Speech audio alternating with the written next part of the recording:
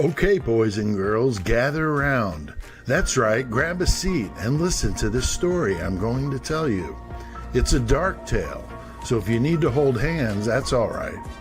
We're going to pull out a story that's 1 hour or less to tell from this collection I'd like to call Serial Killer Story Hour, brought to you by your friends at Murder Metal Mayhem. Remember to be respectful in the chat, and if this isn't your thing, then go somewhere else. I don't want to upset anyone. As always, like the video, subscribe to the channel, and leave a comment. Enjoy the show.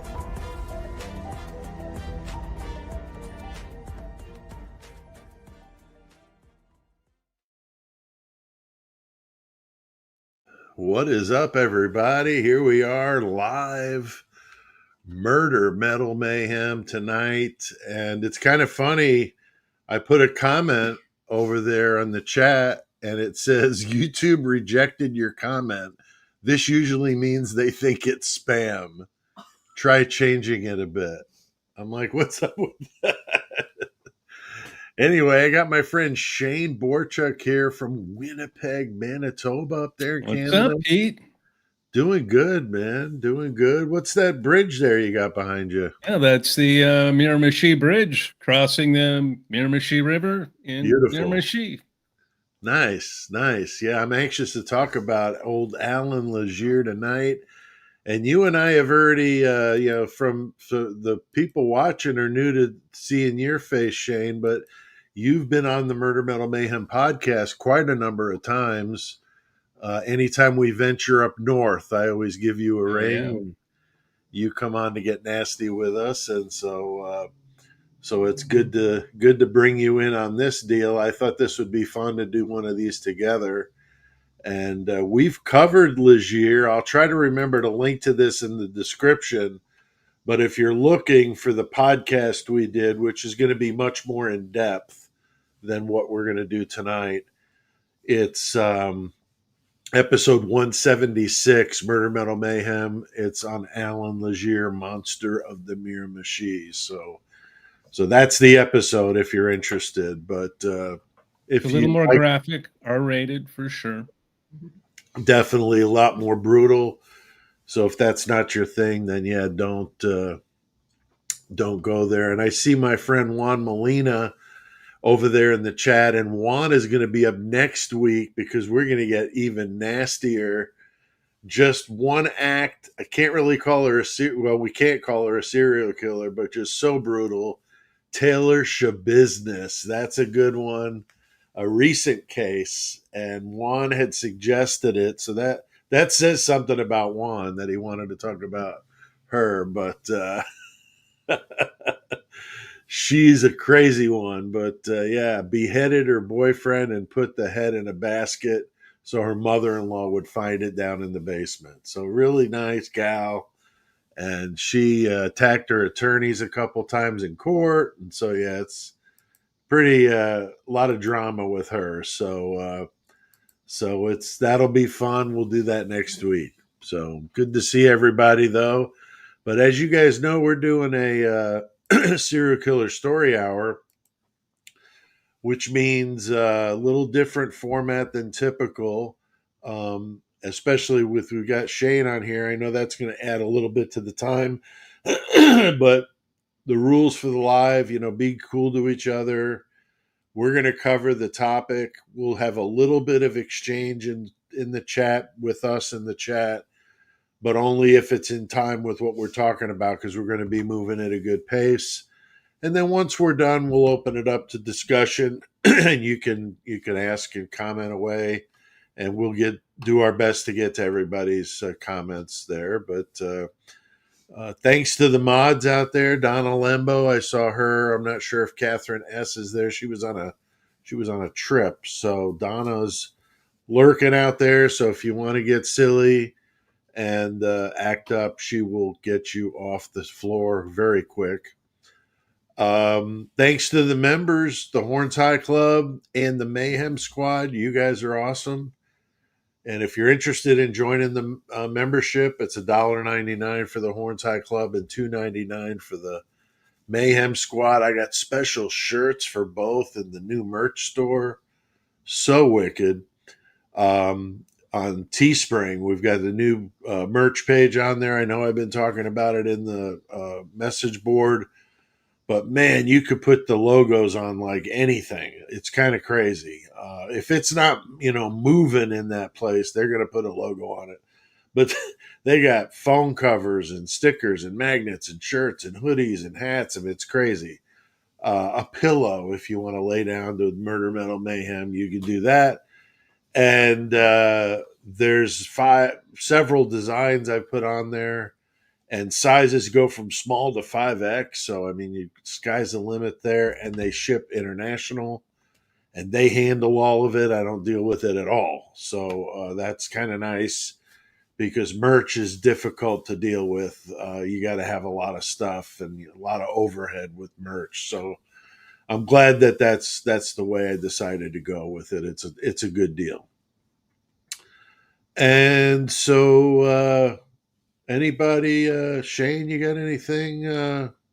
Anything? How's the weather been up there, dude? I know we always talk about what the weather's like there compared to here in the U.S., but what's it like up there? It's been smoky like crazy. We've been sending it all south to you guys. That's right. Thanks, thanks, Shane. When I cough outside, I could just yeah. My wife and I were driving to town one day, and we could see the haze, and yeah, we both thought of you. Oh yeah, it's been brutal. Thank you, but yeah, that's got to be rough up there for sure. All right, well, let's get started here, guys. And I see that we've had a lot of people, Shane, that didn't know about Allan Legere, but that doesn't surprise me because we found with a lot of your serial killers up there, but they just don't get the traction down here. You know, What's the deal? they just don't get as much coverage. Back Yeah, then, anyways. Nowadays, it's a bit different. We got the 24 news hour cycle, but back then, no. that's true. That's true. But like Picton, I mean, his numbers were up there too. I'm surprised that Mhm. Picton didn't get. That'd be a good one, guys, to do in this story hour would be Robert Picton. That's a brutal one, but yeah, we've got plenty we can do, and we'll have you back, I'm sure. So here we go. We got Allan Legere, and don't forget to like, subscribe if you're not already, and then if you're watching on the replay, please leave a comment. All right. Born February 13th, 1948, in Chatham, New Brunswick, Canada. This guy would turn into one of the worst and most brutal serial killers in Canadian history, known as the monster of the Miramichi. And if you're wondering what is a Miramichi, you're going to learn all about that. And because it was the Miramichi area there in New Brunswick where he did his work, and the Miramichi is a large river in Canada that you could see off of Shane's shoulder there conveniently. And a lot of people fish that river, and it's beautiful. The aerial shots in those documentaries really make it look nice, Shane. But Hell yeah. where is Miramichi in relation to the country? Because we're a lot of our viewers are U.S., so they may not be familiar with the territory up there. But what are we talking about? Oh, for sure. Yeah. Well, it's a long way from me, Pete. I'm South Central Canada, and it's about a 27-hour drive east. Google says a 33-day walk, but I'm not doing that. Miramichi is on the east side of New Brunswick. It's on the east coast of Canada. It's north of and borders with Maine, so it looks like the scenery in every Stephen King movie. It Right. really is. It's beautiful cabin country area, about the same Yeah. size as Ohio or Pennsylvania. Wow. Okay. That's cool. Yeah, it really does look beautiful. And I know from watching the Trailer Park Boys, they talk about Moncton a lot. And then, of course, Moncton comes up in this story, but that makes me smile That's when I the hear area. a Yeah. Trailer Park Boy reference somewhere. So, and when you and I get together, we know it's either going to be a Trailer Park Boy reference or a bolt thrower reference. Yeah. That's for sure. Yeah. So yeah, so this guy, I mean, he had a rough childhood to say the least. I mean, sometimes we talk about the ones who come from, normal homes, which kind of baffles some people. How does a guy do that came from a normal home? But this guy's definitely not that. I mean, he had some mom issues to the max. She was renting out rooms in the house, and then to get by having sex in front of her son. Pretty disturbing. And one of the experts on the doc I watched said that for a boy, seeing his mother having sexual contact with somebody, even if it was the father, is like scarring to a young boy to see his mother like that, and it messes with them. I found Without that a very doubt. interesting. I mean, I wouldn't want to experience it. I just didn't realize it was that. To everybody would be that dramatic, but yeah, it's pretty brutal. But what did you want to add to the childhood there, Shane? I mean, what was this? What was the deal there? Yeah, one of those renters in her place was actually dad, and he bounced right away. So, he was a small kid. He lived on the wrong side of the tracks. He was Right. teased for being poor, for having no daddy, so that wasn't good. So, he bulked up. He got more aggressive. He turned into a big dude and a bully himself. Being a manipulator, he knew who to bully and who to kiss up to. So, general consensus on him was very mixed. He did have an older brother, perhaps his only role model, but the older brother was killed in an accident. And That's right. Alan's mother would often tell him, the wrong brother was killed. It should have been you. So Yeah, that's that's awful, man. brutal. Jeez. Jeez. So you got all kinds of issues going on here with this guy, and like you said, he's getting bulked up. He's lifting weights every day. I mean, he's like a powder keg, ready to go crazy here. And he had some weird perversions, as if these other things didn't already screw with his head. He had a thing for watching his sister getting dressed and undressed. So that's a bit disturbing. So Feeding the matter of geese, time. man. Feeding the geese. Feed the geese. I remember you said that one time we did the podcast, and I was laughing for the rest of the episode. So thanks, Shane, for that one. I might have to do a shirt for feeding the geese. That would be pretty funny, actually. So, I'm actually working on a serial killer story hour T-shirt, so I got limitless options on this Teespring site. It's dangerous with me. All right, so this guy's getting ready to rage out, Shane. And what happens with him? He gets a couple of idiot accomplices. This reminds me of like, Home Alone or something like that. Yeah, He's no doubt. just a couple of morons trying to, pull off a caper. What do they do? After years of just his escalating criminal behavior, this was his first confirmed attack. And Right. he cased this combo convenience store house of an elderly couple. He was looking for a safe, and he solicited these two teenage boys to do a home invasion plan. And never include teenage boys in your plan; they always screw it up. Right. So they easily overpowered the elderly couple. The man was left brutally beaten to death. His wife was assaulted and beaten, but not killed. Somehow she managed to miraculously Yeah. survive. Wow. It's just crazy. Yeah, she was able to identify Alan, who was a regular at the store, of course, and all three were quickly apprehended. Alan was charged with second-degree murder with parole after 18 years. Yeah, I mean that was the beginning of unfortunately several of those types of incidents. But yeah, this guy was just beating people and breaking bones. I mean, this is just Ultra savage. violence. This He is had a thing with absolutely Jaws. He always, yeah. What was the thing with? I don't know. Did he have like a cousin that wired jaws shut and they were like in cahoots? I don't know. I mean, this dude was off the hook.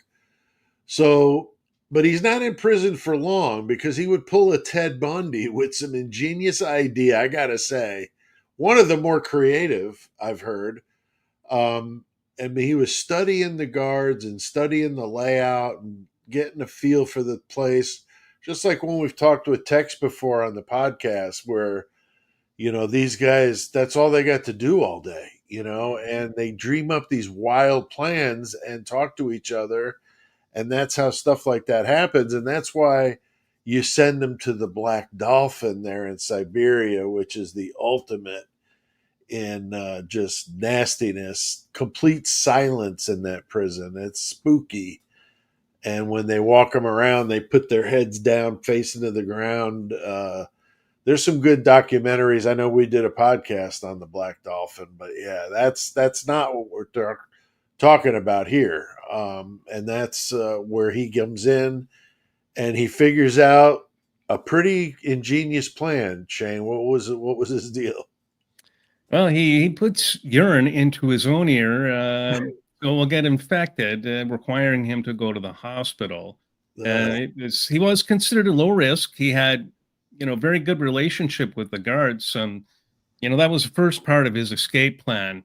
Then he runs a long con involving multiple doctor appointments, him stealing a piece of metal which he crafts into a key, and a broken TV antenna that he smuggles from prison to the hospital in his rectum.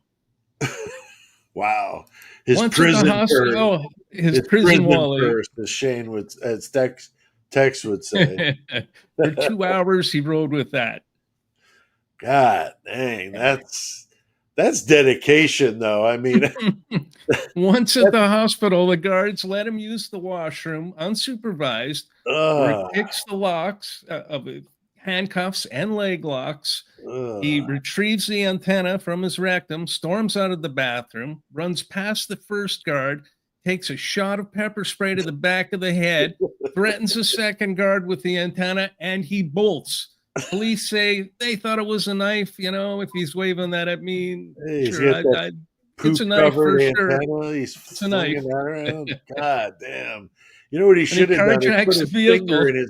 He should have put his finger in his ear and slung that nasty stuff with the pee and everything in his ear. Oh man! Pus. Jeez. Wow. And he carjacks a vehicle and he flees back to the Miramichi area. Yeah, back to his stomping ground. That's always where they go to look, is where you're from. But this guy don't even give a crap. He's just like, whatever. I'm going back to the Miramichi. I mean, it's just a cool name. I just like the sound of it. I love the Canadian city and town names. They're just great. I just really enjoy them. But this is, a beautiful place, as we've been saying. May of '89. Legere is raging over people that have stuff that he doesn't. Shane, that was a big thing with him. He was just obsessed with it, because he grew up so poor and he didn't have these nice things and these other kids did, and he resented it. And so he's like lashing out to get back at society and give them some, taste of some nasty violence. And just as a way to kind of say F you. I mean, it's just a hell of a way to think, but that was what really got him going, and violating, he would just, go in and violate the women of the home, no matter how many of them there were, elderly. I mean, it's awful. And speaking of that, I mean, what's the next crime that this guy gets tangled up in, dude? He hits another general store with two elderly women. He breaks in, and one of the victims is assaulted. She has her jaw broken again and was beaten to death.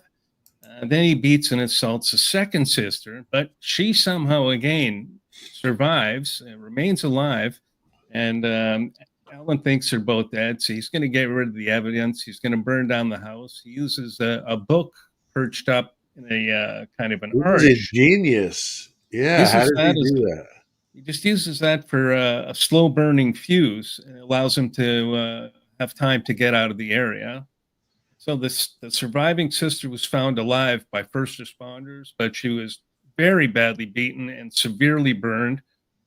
Allan was masked, but she was able to identify a chain around his waist. It was one that Allan couldn't remove from when he was escaping. So the police, they had a pretty damn good idea that it was Allan. Wow. Yeah, that's this guy just continues to just blow my mind. I mean, seriously, just the balls on this dude. I mean, he's just over the top. He's got the whole area just scared to absolute death. He's like a ghost out there, they would say. Saw an interview with one of the cops at the time, and he said searching for him was spooky because he could see them, but they couldn't see him. And they said one time they were chasing him down these railroad tracks. It was like pitch black, and all of a sudden they're hearing shots ringing out and his bullets, whizzing by their heads. And so they're like ducking and rolling and trying to get away from this dude. I mean, wow. I mean, he was just unstoppable. I mean, it was what it seemed like, and these people were, the gun sales shot up. I mean, which is amazing in Canada. I mean, they're just like all about it, I guess. When you think that somebody's out there, trying to hunt people down for sure. And then a few months later, he attacks again. And this time it's the sisters, Linda and Donna Daphne, were assaulted in their home. And Legere set the place ablaze again, doing that thing. I saw Shane too with that book idea. I think he places it by the front door so it acts like bringing in the air to fan the flames. I mean, it's pretty hideous the way this guy thinks. But that would give him time to go back to where he was from. So by the time they saw the fire, he would already be home. So they're looking at records, and so he was able to kind of use that as a jump on the police, which is pretty crafty. But people got upset the most though when he murders the priest. I mean, he steps it up and gets really, really brutal with Father James Smith, November of '89, at the rectory there right next to the church. And he just beats this man to death. I mean, my gosh. And a predominantly Catholic area, so this is devastating. Mm-hmm. This guy is like beloved, in the area, and they're even more scared now. I mean, this is just escalating, Shane. But don't you think killing that priest was really like line crossed at that point?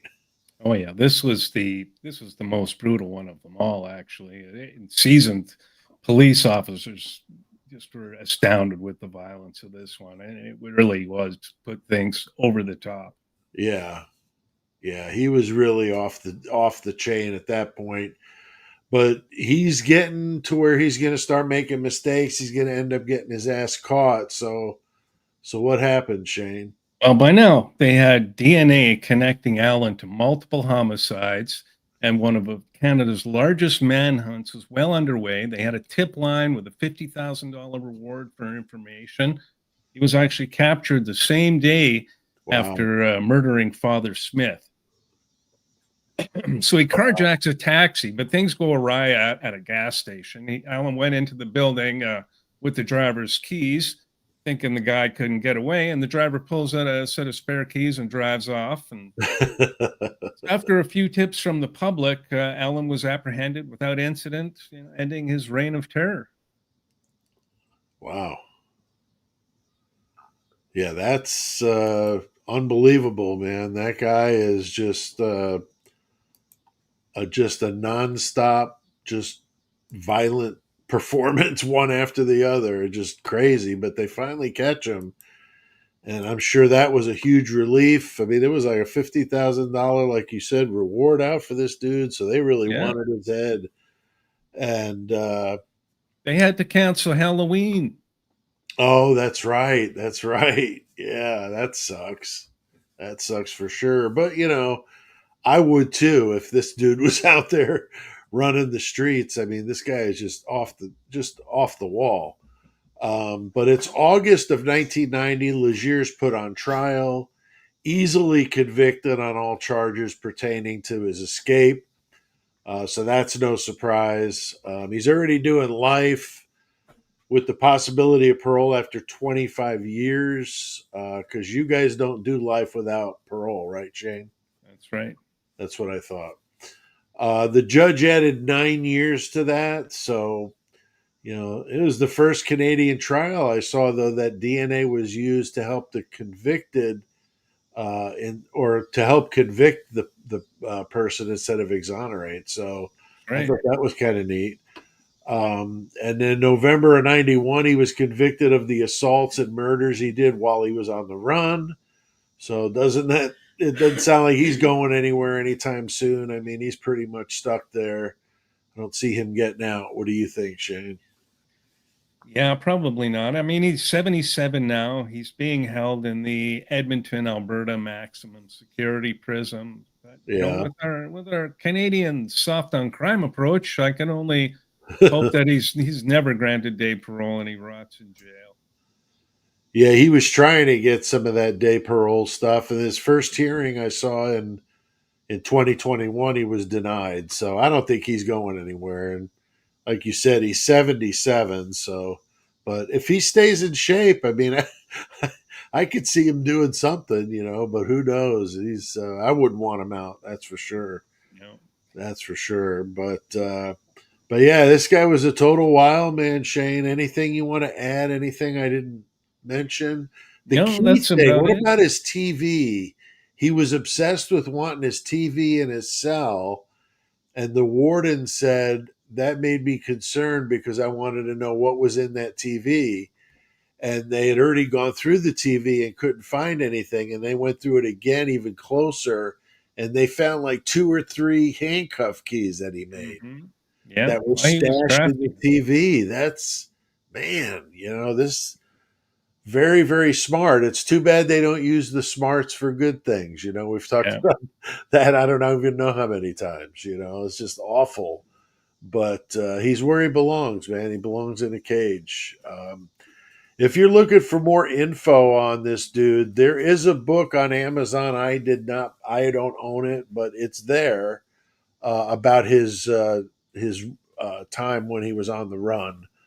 I can't remember the name of it offhand, but there's only one I saw. And then Born to Kill, the series I've seen before here on YouTube. Great series. They do a lot of really good ones that I've gotten on Murder Metal Mayhem before. But if you search Born to Kill Allan Legere, you'll find it.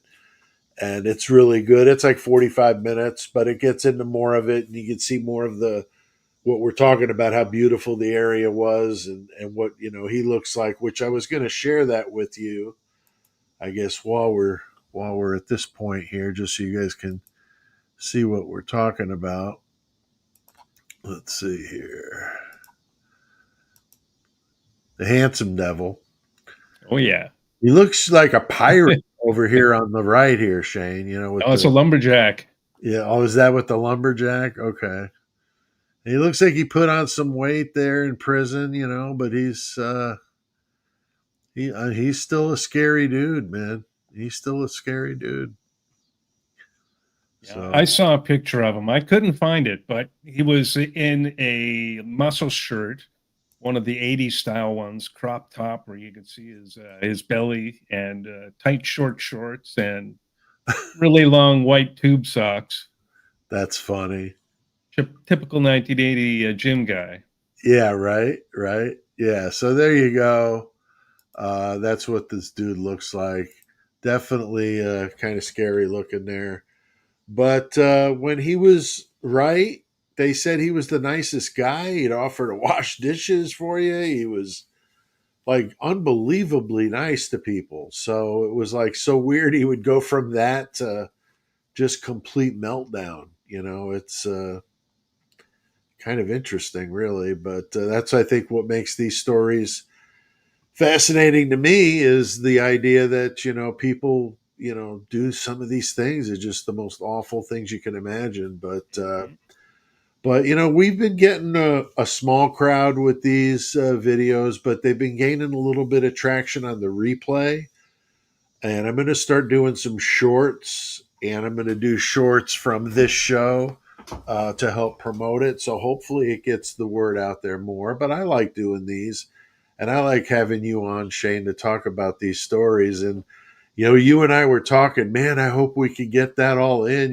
We did the podcast, and it takes quite a bit longer because we tell it much more details.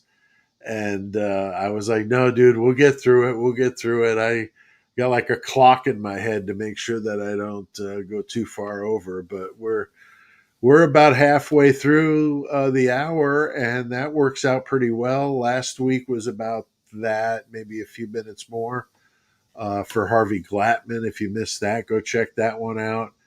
The first week we did Joel Rifkin, a brutal New York serial killer. And coming up next week, as I mentioned, the first woman on the Serial Killer Story Hour, Taylor Shabiznes.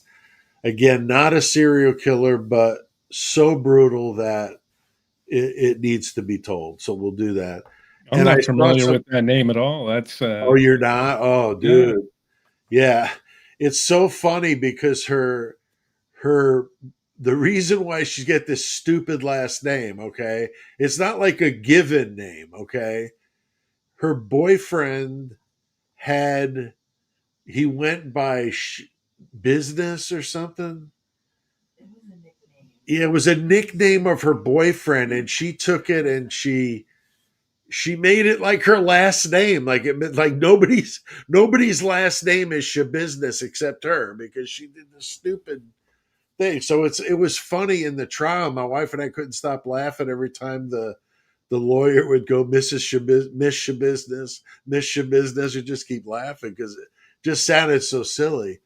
But yeah, it was just a couple of years ago, dude. Yeah, you check it out. You'll see it's SHA and business, and you'll see it. She's from Wisconsin, so not too far away from the Canadian border there. Mhm. But she's locked up, and it's a gruesome one. Yeah, it's close to, but not quite the level of Catherine Knight, who's another one I know we're going to do, and that's a really gruesome one for sure. The Australian Catherine Knight. If you don't know who that is, you can rest assured you're going to hear about it on here. It's a good one. So, well, very good. Does anybody? Let's get some discussion going here. Let's go into the comments, Shane, and see. Somebody says Black Dolphin need to research this. Yeah, you need to check it out. There's a couple of good documentaries here on YouTube I've seen. Just Black Dolphin Prison will get you there, I'm sure. There's only one. It's in Siberia. It's like 15 miles from the nearest town, or maybe it's further. It's a long distance from any civilization whatsoever. So if you were to escape, which would be nobody's ever done it, but if you were to escape, you'd be in Siberia out there in those elements trying to run away, and it's like complete flat ground, so they'd see you from miles away. Okay, and then to add to the fun, they've got these dogs that look like Volkswagen buses. I mean, these things are friggin' humongous. I don't know what kind of dogs they are, but holy crap, they show them on the documentary, but they'll chase you and they'll just tear you apart. These things are, I've never seen a dog this big, look like lions, bigger than a lion. This thing was huge and real furry and just, wow. So there's no getting out of this place, but yeah, you can't talk. It's silence. And we talked about it on the podcast. We did a podcast on it, so you can listen to us talk about it. And we talked about the chessboard killer over there in Russia who tried to outdo Chikatilo. His body count was like 60 something, and chessboard killer wanted to kill somebody for each spot on the chessboard, and he was getting pretty close, and then the cops caught him, and but he was like a few bodies short of his goal. This is sick. I mean, but this is true. He was a few bodies short of his goal, so he had admitted to a bunch of crimes. The cops didn't think he really did it, but even if they did, they didn't want to give him credit because that's what he wanted. He wanted to surpass the number of Chikatilo's victims. So instead, he he fell short. So he's got to live. That he missed his goal. Now he's in the Black Dolphin. He can't even talk anymore. And when they move you from your cell to, like, say, a medical appointment, they put your hands behind your back and push them up as high as they can. So your head is like at almost knee level. And that's how they walk you around there. So you can't look around and get your bearings and stuff. Yeah, it's messed up. So, yeah, if you're down with the Black Dolphin, go check that one out. So it's good stuff. Oh, nice. Somebody commenting, Shane, on my Venom shirt. Somebody digging on some Venom. I like I love old school Venom, that's for sure. I've been jamming some of that lately, Shane. I don't know what you've been listening to lately. Anything you want to talk about? Some pretty good releases from Cancer and Sadist. That's about it. Gruesome. Yeah. Yeah, there's some good stuff out there, man. Definitely. I've been just jamming a lot of Sabbath and Ozzy because I miss Oh yeah, well for Ozzy. sure that What goes a without saying. what a blow, dude. I mean, I've been really bumming about that, but jamming it. I got this new Bluetooth speaker that's got some nice thick bass in it. So I turn up that and just Geezer Butler just driving me into the ground. Well, here we got Karis from Voice of Astrology asks, at what age did he start murdering? What triggered him? I'm not sure which one you're talking about because I bounced around to a couple. Chessboard Killer, maybe, I'm gonna say Alan. or Allan Legere. I mean, he started. Oh, at what age was he when he started? So what was that? He was born in '48, Yeah, he and was almost 40. He was almost 40 when he started wow, kind of that's killing late. people. That we know of anyway. So we're a couple The crimes in the community that Yeah, people weren't sure if it was Alan or not. They had suspected it was him, but they could never pin anything on him. So it might have been a few years before that. He had quite a big gap between school and when he started actually killing, and he actually had like I believe a wife or two in that period, and right. many Yeah, different jobs.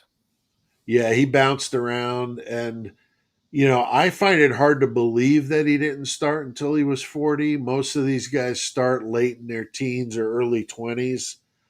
I wouldn't doubt that there's a few more victims along the way there before he got to that one at 40. But who knows, man? He, could have just had a snap, and that's what started it off. Oh, But it was a definite escalation.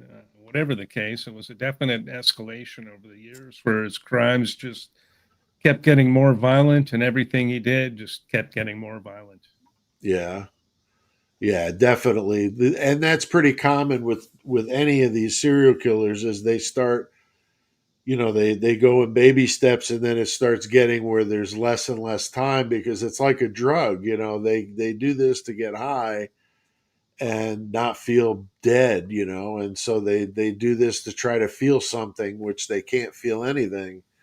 So it doesn't do what they want, and then they just want to keep trying and doing it more and more extreme. And like this dude, I mean, just kept getting more brutal and even more, blasphemous with killing a priest. I mean, that's about as sick as it gets if Mhm. you're a religious person. Like these people were very devout Catholics up there. So it sounds Alan had a bit of an issue with religion. Was right. he broke it? Well, I guess it was a sermon going on or whatever, and he stormed through the doors shirtless and was claiming, "I am the way, I am the salvation." Oh my God. Worshiping the wrong person. So, yeah, he Wow. had his issues with religion too. Was he a drinker or anything like that? I don't remember hearing anything about, like, was this guy like doing this stuff stone sober, or was No, they he didn't say, but hammered? I'm gonna say, yeah, probably. I would guess, but Lord only knows. Partying with Chris over at the Nation, getting hammered. So I like this one. Donna Lembo just posted. Donna, great friend of the show, Googled those dogs at Black Dolphin. One looks like a lion with black fur. I told you, yeah, they're frightening looking. And if you see them running, I think one of the documentaries they show them running, like they're training them to chase them and stuff outside. So, whew, I definitely wouldn't want to be in Siberia at all, let alone getting chased by one of those dogs. Man, it's a whole pack of them they would send out after you. That would not be fun. Let's see what else we got here. Oh, this is funny. Misleading evidence. Definitely love that screen name. We just found a black jumping spider in our house and we named him Venom. Nice. Excellent. Yeah, jam some old school Venom. I would recommend the Black Metal album. That was the one. Uh, there were others, but that's the one with a lot of the classics, Countess Bathory and some of those songs. They're just great. Good stuff. Let's see here. What else we got?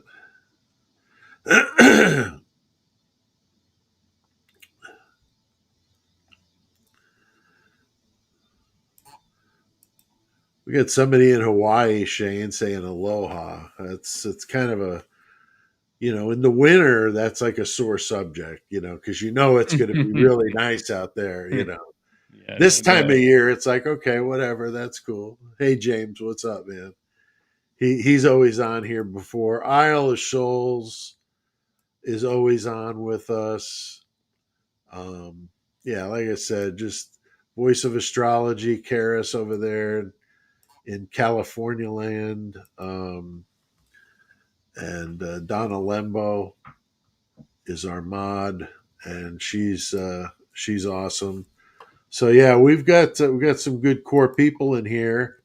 But does anybody else have anything they want to add to this, or Shane? Anything? I know you said you would maybe want to bring up some metal stuff, but if there's anything you wanted to throw in, we got some Venom fans here, so we know we got some That's right people. on. We got flames behind us and everything. But you and I used to do a show on YouTube, and we talked about maybe getting that back together. I would love to do that with you. Called Throwing the Horns. So if you want to check out the Throwing the Horns channel, Shane and I have. How many of them did we do, Shane? Oh, we got a few on there. Before I got sick, we had done quite a few of them, and their videos, and you could watch us talk about different bands. If YouTube you're in YouTube metal, took a couple, but yeah, they didn't like the whole copyright thing. That YouTube's gotten ridiculous with that. mhm. But but yeah, we've done some episodes. So if you like heavy metal, I mean, we did all kinds. We did from classic like Judas Priest to the most extreme Deicide and everything. So anywhere in between. But that's a resource if you want to do that. And eventually we'll get back to it and you'll already be on there and subscribed and everything. But I need to do some investigation and see what kind of traffic that's getting without us even doing anything. Because apparently we accrued over 1,000 subs, so that's pretty amazing for not doing anything for a Mhm. year. So that's crazy. Let's see here. The tool. Oh. Have you ever covered the Toolbox Killer, Shane? Have we ever covered the Hell Toolbox yeah. Killer? Yeah. It's in the top 5 episodes of all time on Murder Metal Mayhem. It's brutal. We did Bittaker, and what was the other one's name? Lawrence Bittaker. I can't remember the other one's name, but anyway, yes, we did the Toolbox Killers. It's a wicked one. For sure, we did that on the podcast. Don't know which episode number it was, but you should be able to find it if you just do Murder Metal Mayhem Toolbox Killers. You'll find it, I'm Yeah, it's a sure. classic. I think it's one of the top ones. Yeah, it's a sick one because that dude Bittaker was awful. They called him Pliers, because he did harsh, torturous things to his victims with pairs of pliers. I mean, you can only imagine what that's all about. So yeah, we definitely covered that pair. We've done quite a few pairs, like that whole Folie à Deux thing, where you got Leopold and Loeb, and you got the Toolbox Killers, and these pairs, and you had what was the cousins that were out there in California too? That was the Hillside Strangler, yeah. And some of those crimes, with those two, and you got Henry Lee Lucas and Otis Toole, kind of a funny duo there. They bragged about killing all these people, and I don't think they did anywhere near what they said, but still they were doing it, but not as much. So there's some interesting pairs that maybe we could get into some of that too. That's limitless, guys. I just got uh, an email earlier from the company that hosts the podcast, and they said that we surpassed over 500 episodes because all the bonus episodes we did. So I did 286, I think, regular episodes, but then there's almost that many or about that many bonuses, little shorter topics we did too. So we really have done a lot of stuff on the podcast, but you should be able to listen to it on any streaming platform, I would think. You should be able to find it. But like Shane said, the language is rough, a lot of adult humor and a lot of cussing. So if that's not your thing, you're definitely not gonna want that. So But for the dark topics, it's all good fun. oh yeah, for sure. I like this one. Donna Lembo says next week, business. You know it. You know it. We're going to do that one. That should be good. We like to do some of the newer ones. I don't like to always do the older cases, but we've gone back as far as Countess Bathory. We've done Elizabeth Bathory. We've done Gilles de Rais. That's going back. We've gone, 15th, 16th century stuff. I mean, we're old school all the way. We've covered it all. I mean, we really have. We've gone all over to the ends of the earth, and we try to make the episodes as relevant as possible. That's why I like to have Shane on to kind of bring in some of the information about Canada that we might not know about and help kind of color the story a little bit. And it sure looks like a beautiful place. I'd love to come up there and visit you, Shane, sometime and see. Maybe we could ride a raft or something down the Miramichi and try not to end up in at the end of a waterfall or something like that. So with my luck, that's what would happen. So probably better not do that. So it happens. Well, very good, Shane. Everybody, thank you so much for coming on here with us for a little serial killer story time. And I always say I want to do it, 60 minutes or less. And when it's done, it's done. It doesn't look like we have anybody that's asking any more questions, so that's fine. But we do appreciate your time. And if you guys have any suggestions you want to send them my way, Pete at murdermetalmayhem.com, you can shoot me an email and give me a suggestion. I can't promise you we're going to do it because there's already a list of about 20 I want to do. So it just kind of, it's an ever growing thing that always is going on in my head of which ones I want to do. And we got the eyeball killer coming up, Charles Albright. That's a good one. Maybe have Tex on for that one too. So, all right. Well, very good, Shane and everybody else. You guys have a good night. Right on. Thanks for having me on, Pete. You bet, Shane. Good to see you again, my friend. And hang tight. We'll chat for a sec and we'll send this off. And we'll see you guys next time.